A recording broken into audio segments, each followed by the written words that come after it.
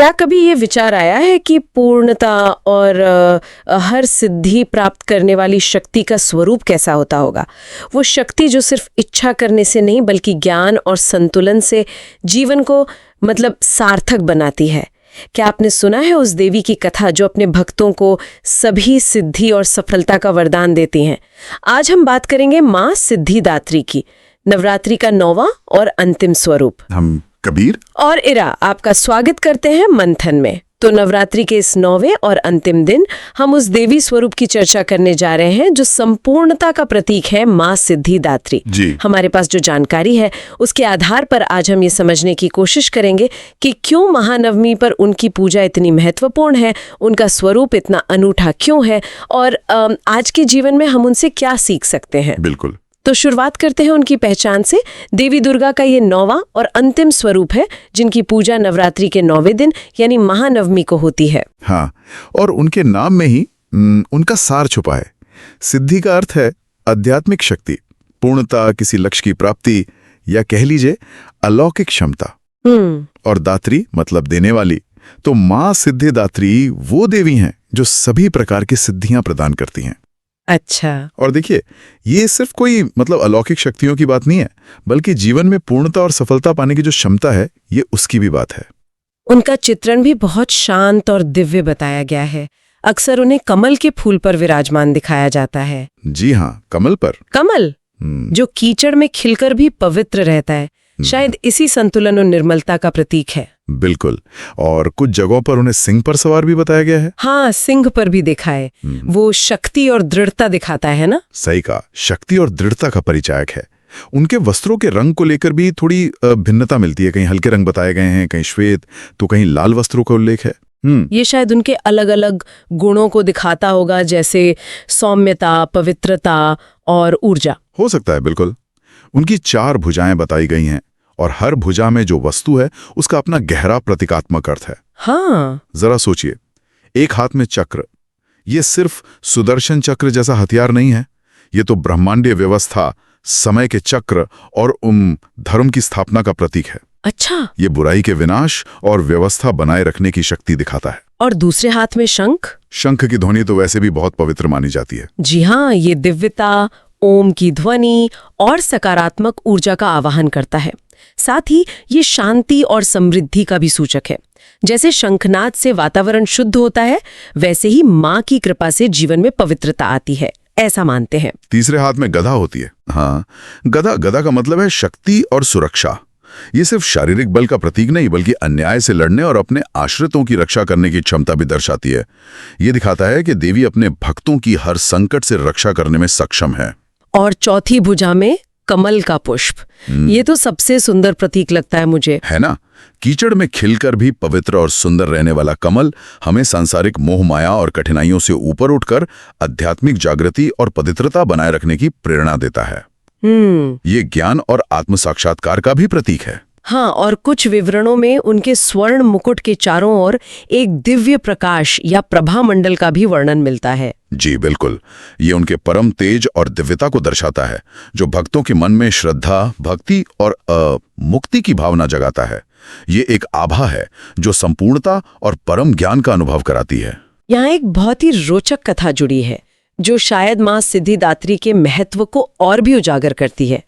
कहते हैं कि सृष्टि के आरंभ में स्वयं भगवान शिव ने सभी सिद्धियां प्राप्त करने के लिए माँ सिद्धिदात्री की ही कठोर तपस्या की थी। ये बात बहुत महत्वपूर्ण है। इसी तपस्या और माँ की प्रसन्नता के फलस्वरूप भगवान शिव को समस्त 8 सिद्धियां प्राप्त हुईं। 8 सिद्धियां शिव जी को? जी हाँ। इतना ही नहीं, माँ सिद्धिदात्री की कृपा से ही शिव का आधा शरीर देवी का हो गया और वे अर्धनारीश्वर कहलाए। अर्धनारीश्वर? अच्छा। हाँ, ये केवल शिव और शक्ति का मिलन नहीं है, ये सृष्टि के संतुलन का प्रतीक है। ये दिखाता है कि पुरुष और प्रकृति, चेतना और ऊर्जा एक दूसरे के बिना अधूरे हैं और पूर्णता इन दोनों के सामंजस्य में ही है। अर्धनारीश्वर स्वरूप इसी एकात्मता और पूरकता का सर्वोच्च उदाहरण है। आपने सिद्धियों का जिक्र किया। अक्सर हम अष्ट सिद्धि के बारे में सुनते हैं। क्या हम थोड़ा और समझ सकते हैं कि ये सिद्धियां वास्तव में हैं क्या और इनका क्या महत्व है? जरूर। शास्त्रों में मुख्य रूप से 8 महासिद्धियों का वर्णन मिलता है, जिन्हें अष्ट सिद्धि कहा जाता है। हाँ। ये हैं अणिमा, महिमा, गरिमा, लघिमा, प्राप्ति, प्राकाम्य, ईशित्व और वशित्व। इन्हें साधारणतः अलौकिक क्षमताएं माना जाता है, लेकिन इनका गहरा दार्शनिक अर्थ भी है।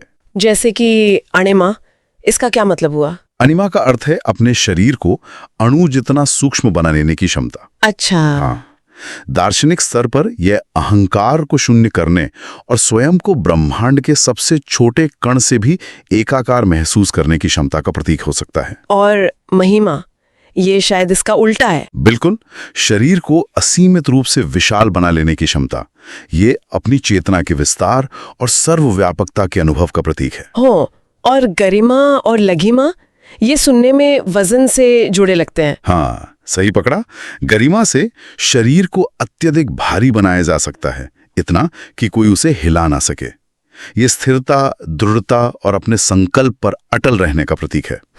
वहीं लघिमा से शरीर को रुई जैसा हल्का बनाया जा सकता है, हवा में तैरने लायक। ये भारीनता, आसक्ति से मुक्ति और सांसारिक बंधनों से ऊपर उठने का प्रतीक है। अगली सिद्धि है प्राप्ति। इसका क्या मतलब है? क्या कुछ भी पा लेना? हाँ, एक तरह से किसी भी इच्छित वस्तु को या किसी भी स्थान पर तुरंत पहुंच जाने की क्षमता। ये दर्शाता है कि जब मन और चेतना एकाग्र और शुद्ध हों तो भौतिक सीमाएं बाधा नहीं बनती। और प्राकाम्या? प्राकाम्या यानी किसी भी इच्छा को तत्काल पूरा कर लेने की क्षमता। ये संकल्प शक्ति की पराकाष्ठा है, जहां विचार और यथार्थ के बीच का अंतर मिट जाता है। ये तो बहुत अद्भुत लगता है सुनने में। है तो। और अंतिम दो हैं ईशित्व और वशित्व। इनका क्या अर्थ है? ईशित्व का अर्थ है सब पर ईश्वर के समान नियंत्रण स्थापित करने की क्षमता, सृष्टि पर स्वामित्व का भाव। ये आत्मनियंत्रण और अपने परिवेश पर सकारात्मक प्रभाव डालने की क्षमता का प्रतीक है। और वशित्व? सबको वश में करना? हाँ, सभी को वश में करने, प्रभावित करने की क्षमता। लेकिन ये केवल दूसरों पर नियंत्रण नहीं, बल्कि अपनी इंद्रियों और मन को वश में रखने की क्षमता भी दर्शाता है। ये तो अद्भुत है। ये 8 सिद्धियां वास्तव में मानव शक्ति की चरम सीमाओं को दर्शाती हैं।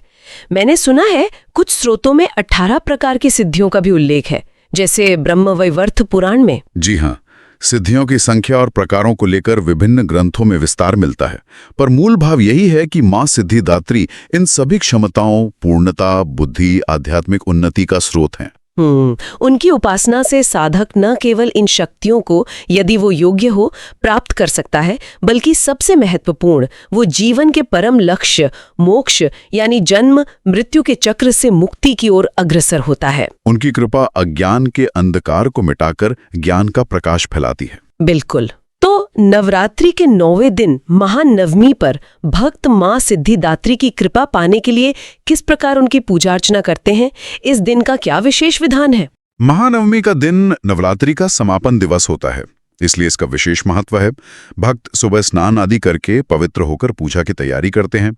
सबसे पहले 9 दिनों से स्थापित नवरात्रि कलश का विधिवत पूजन किया जाता है। अच्छा, कलश पूजन। हाँ, माना जाता है कि कलश में सभी देवी देवताओं का वास होता है। और इस दिन दुर्गा सप्तशती के पाठ का भी उल्लेख मिलता है, पूरा पाठ। हाँ, ऐसी मान्यता है कि महानवमी पर दुर्गा सप्तशती के सभी 13 अध्यायों का पाठ करना अत्यंत फलदायी होता है। ये पाठ देवी की महिमा का गान है और उनकी कृपा प्राप्त करने का एक सशक्त माध्यम माना जाता है। इसके अलावा देवी के बीज मंत्रों का जाप भी किया जाता है। पूजा में भोग का भी विशेष महत्व होता होगा। मां सिद्धिदात्री को किस प्रकार का भोग अर्पित किया जाता है? मां को प्रसन्न करने के लिए भक्तजन श्रद्धापूर्वक विशेष भोग तैयार करते हैं। इसमें अक्सर 9 प्रकार के फल और 9 प्रकार के फूल शामिल होते हैं। 9? अच्छा, 9 दिन, 9 रूप, 9 फल फूल। जी, मिष्ठान्न में खीर और हलवा विशेष रूप से प्रिय माने जाते हैं। साथ ही चना, पूड़ी, नारियल और पवित्र जल भी अर्पित किया जाता है। कुछ स्थानों पर 9 संतरे चढ़ाने की भी परंपरा है। ये सब वस्तुएं प्रकृति की प्रचुरता और देवी के प्रति कृतज्ञता का प्रतीक हैं। मान्यता है कि इस श्रद्धापूर्ण समर्पण से देवी प्रसन्न होती हैं और भक्तों को सफलता, आध्यात्मिक विकास और सुरक्षा का आशीर्वाद प्रदान करती हैं। महानवमी का एक और महत्वपूर्ण पहलू है कन्या पूजन। इसके बारे में थोड़ा और बताइए। ये अष्टमी को भी होता है और नवमी को भी, है ना? हाँ, बिल्कुल। कन्या पूजन नवरात्रि, विशेषकर अष्टमी या नवमी तिथि का एक बहुत ही सुंदर और महत्वपूर्ण अंग है। इसमें 9 छोटी कन्याओं आमतौर पर 2 से 10 वर्ष की आयु को साक्षात देवी दुर्गा के 9 स्वरूपों का प्रतीक मानकर उनकी पूजा की जाती है। ये कैसे किया जाता है, मतलब क्या विधि होती है? इन कन्याओं को बड़े आदर के साथ घर बुलाया जाता है। उनके पैर धोकर उन्हें आसन पर बिठाया जाता है। फिर उनकी पूजा की जाती है, तिलक लगाया जाता है, कलाई पर मौली बांधी जाती है। इसके बाद उन्हें प्रेम पूर्वक भोजन कराया जाता है, जिसमें पारंपरिक रूप से हलवा, पूड़ी और काले चने शामिल होते हैं। हाँ, वो तो बचपन की यादें ताजा हो गईं। बिल्कुल। भोजन के उपरांत उन्हें दक्षिणा, वस्त्र, खिलौने या अन्य उपहार भेंट किए जाते हैं और उनके पैर छूकर आशीर्वाद लिया जाता है। ये केवल एक रिवाज नहीं, बल्कि समाज में नारी शक्ति के प्रति सम्मान और देवी के बाल स्वरूप की आराधना का प्रतीक है। ये सब जानकर माँ सिद्धिदात्री का स्वरूप और उनकी पूजा का महत्व और भी गहरा लगता है। अब सवाल ये उठता है कि आज के इस भागदौड़ भरे जीवन में माँ सिद्धिदात्री के स्वरूप और उनकी पूजा का हमारे लिए क्या अर्थ है? इसकी आधुनिक प्रासंगिकता क्या है? ये बहुत ही प्रासंगिक प्रश्न है यारा। माँ सिद्धिदात्री सिर्फ अलौकिक शक्तियों या पौराणिक कथाओं तक सीमित नहीं है। उनका स्वरूप हमें गहरे जीवन मूल्य सिखाता है। कैसे? देखिए, वे परम शक्ति के साथ साथ ज्ञान, संतुलन और संतोष का भी प्रतीक हैं। नवरात्रि के 9 दिनों की यात्रा, जो विभिन्न शक्तियों और गुणों की आराधना है, उसका चरमोत्कर्ष माँ सिद्धिदात्री हैं, जहां साधक या भक्त पूर्णता को अनुभव करता है। उन्हें ज्ञान की देवी सरस्वती का भी रूप माना जाता है, ये मैंने कहीं पढ़ा था। हाँ, कुछ परंपराओं में उन्हें देवी सरस्वती का भी एक रूप माना जाता है, जो ज्ञान, कला, संगीत और विद्या की अधिष्ठात्री हैं। ये इस बात पर जोर देता है कि सच्ची सिद्धि या पूर्णता बिना ज्ञान के संभव नहीं है। सही बात है। माँ सिद्धिदात्री हमें याद दिलाती हैं कि असली शक्ति केवल बाहरी उपलब्धियों या नियंत्रण में नहीं, बल्कि आंतरिक संतुलन, विवेक, ज्ञान प्राप्ति और मानसिक शांति में निहित है। ये आत्म साक्षात्कार और अपनी आंतरिक क्षमता के विकास पर बल देता है। तो जो सिद्धि की बात हम कर रहे थे, उसे आज के संदर्भ में कैसे समझें? क्या ये सिर्फ योगियों या तपस्वियों के लिए है? बिल्कुल नहीं। आधुनिक परिप्रेक्ष्य में सिद्धि का अर्थ कहीं ज्यादा व्यापक है। ये अपने वास्तविक सामर्थ्य, अपने पोटेंशियल को पहचानना और उसे हासिल करना है। मतलब अपने काम में महारत हासिल करना? हाँ, बिल्कुल। ये जरूरी नहीं कि अलौकिक शक्ति हो। अपने कार्यक्षेत्र में उत्कृष्टता प्राप्त करना, किसी कला में निपुण होना, अपने व्यक्तिगत जीवन में संतुलन और खुशी पाना, अपने लक्ष्यों को नैतिक तरीके से हासिल करना, ये सब सिद्धि के ही विभिन्न रूप हैं। और ये सिद्धि मिलती कैसे है? सिर्फ मेहनत से? मेहनत तो जरूरी है, पर स्रोतों के अनुसार ये ज्ञान, समर्पण और नैतिक आचरण, जिसे हम धर्म कहते हैं, के माध्यम से संभव है। जैसा कि कुछ आध्यात्मिक स्रोत बताते हैं, शुद्धि ही सिद्धि की ओर ले जाती है। शुद्धि से सिद्धि, इसका क्या तात्पर्य है? मन की शुद्धि? हाँ, इसका गहरा अर्थ है। शुद्धि यानी पवित्रता, निर्मलता। जब हम अभ्यास और साधना के द्वारा अपने मन को अशुद्धियों जैसे क्रोध, लोभ, मोह, अहंकार, ईर्ष्या, भय से मुक्त करते हैं, तो मन निर्मल और शुद्ध होता है। इसी मानसिक शुद्धि से स्पष्टता, क्लैरिटी और एकाग्रता, फोकस आती है। और यही मानसिक स्पष्टता और एकाग्रता जीवन के किसी भी क्षेत्र में सफलता या सिद्धि पाने के लिए अनिवार्य है। हाँ, ये तो है। बिना शांत और केंद्रित मन के कोई भी बड़ा लक्ष्य हासिल करना मुश्किल है। बिल्कुल। वेदांत दर्शन भी यही कहता है कि आत्मज्ञान और मन पर नियंत्रण से ही सच्ची मुक्ति, मोक्ष और पूर्णता, सिद्धि संभव है। ये बहुत व्यावहारिक बात है। मन की शांति और स्पष्टता तो हर किसी के लिए जरूरी है। माँ सिद्धिदात्री के स्वरूप से एक और प्रेरणा मिलती है, उनके हाथ का कमल। आपने पहले भी जिक्र किया था। हाँ, कमल का प्रतीक यहाँ बहुत शक्तिशाली है। कमल कीचड़ में उगता है, पानी में रहता है, लेकिन हमेशा उससे ऊपर अछूता और पवित्र बना रहता है। तो ये हमें क्या सिखाता है? यह हमें सिखाता है कि हम भी इस दुनिया में रहते हुए जीवन की चुनौतियों, नकारात्मकताओं और सांसारिक प्रलोभनों के बीच अपनी आंतरिक पवित्रता, अपना संतुलन और अपना धैर्य बनाए रख सकते हैं। मतलब दुनिया में रहें पर दुनिया के न हो जाएं। कुछ वैसा ही।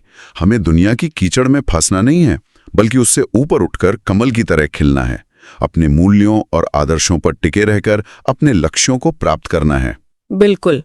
जैसे माँ सिद्धिदात्री अपने भक्तों पर कृपा कर उन्हें सफलता और पूर्णता का मार्ग दिखाती हैं, वैसे ही हमें भी ये समझना होगा कि सच्ची सफलता केवल बाहरी प्रयासों से नहीं मिलती।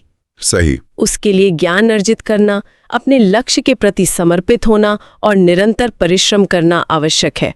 और शायद सबसे महत्वपूर्ण बात, हर परिस्थिति में चाहे सफलता मिले या असफलता, चुनौती आए या आसानी हो, कृतज्ञता का भाव बनाए रखना। यही संतुलन और संतोष का भाव ही तो वास्तविक सिद्धि है। बाहरी दुनिया में बड़ी सफलता हासिल कर लेना महत्वपूर्ण हो सकता है, लेकिन अगर भीतर शांति, संतोष और संतुलन नहीं है तो वो सफलता खोखली महसूस हो सकती है। हाँ, ये बात तो है।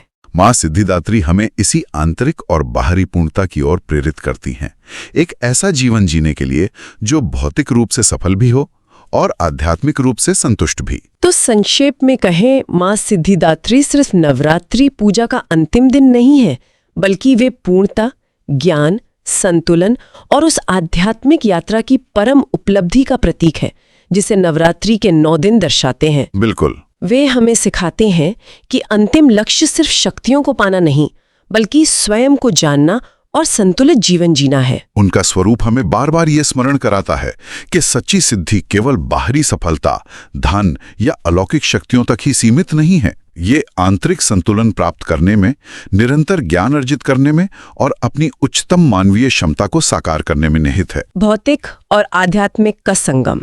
ये भौतिक और आध्यात्मिक जगत का एक अद्भुत और सुंदर संगम है। ये हमें सिखाता है कि जीवन में सच्ची सफलता पाने के लिए बाहरी कर्म के साथ साथ आंतरिक ज्ञान, समर्पण, नैतिक बल और शायद कहें तो एक मार्गदर्शक शक्ति में विश्वास भी आवश्यक है। आइए माँ सिद्धिदात्री के इस वंदना मंत्र के साथ इस गहन चर्चा को विराम दें। या देवी सर्वभूतेषु माँ सिद्धिदात्री रूपेण संस्थिता, नमस्तस्यै नमस्तस्यै नमस्तस्यै नमो नमः। और जाते जाते सभी के लिए एक विचारणीय प्रश्न छोड़ जाते हैं। आपके अपने जीवन में वो कौन सा लक्ष्य या कौन सी सिद्धि है जिसे पाने के लिए आपको ज्ञान, संतुलन और समर्पण की आवश्यकता सबसे अधिक महसूस होती है? सोचने वाली बात है।